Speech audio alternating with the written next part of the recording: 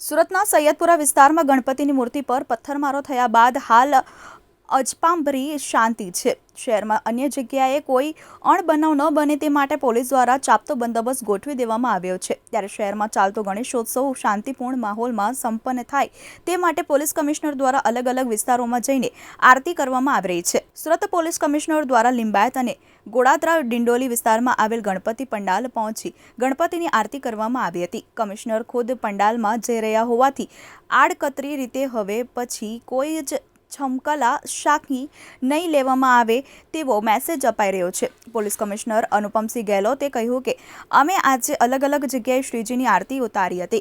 અમે ભગવાનને પ્રાર્થના કરી કે લોકો ખૂબ જ સુખ શાંતિથી પ્રગતિ કરે અને અમે આયોજકો દ્વારા અલગ અલગ રીતે બેસાડવામાં આવેલી ગણપતિની થીમને જોઈને પ્રશંસા કરી છે। આ જ રીતે આવતા વર્ષે વધુ સારી રીતે ઉજવણી થાય તેવી શુભકામનાઓ પણ તમામને આપી છે।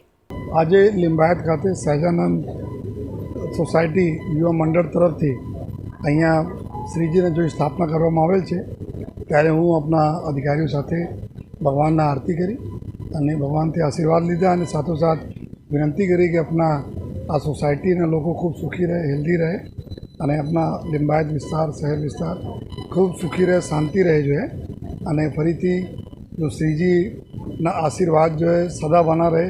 लगभग 2011 यहाँ स्थापना થાય છે जो है અને આવનાર સમયમાં और धूमधाम से अपना લોકો જો ઉજવે જો નાના બાળકો અને બીજા લોકો આપણે આપ જોઈ શકો છો જંગલના થીમ ઉપર જો પૂરા મંડપના આયોજન કરવામાં આવેલા છે તો એનાથી લાગે છે કે નેચર પ્રતિ જો આપણા જો અમારી પ્રકૃતિ પ્રતિ લોકોનો કેટલા પ્યાર અને કેટલા અવેરનેસ છે જો એના માટે હું તમામ આયોજક મિત્રોને ખૂબ ખૂબ અભિનંદન આપું છું અને ફરીથી જો હું આ મને પર લાગણી થઈ મને બોલાયા એના માટે સહજાનંદ સોસાયટી યુવા મંડળના તમામ લોકોને હું ખૂબ આભાર માનું છું।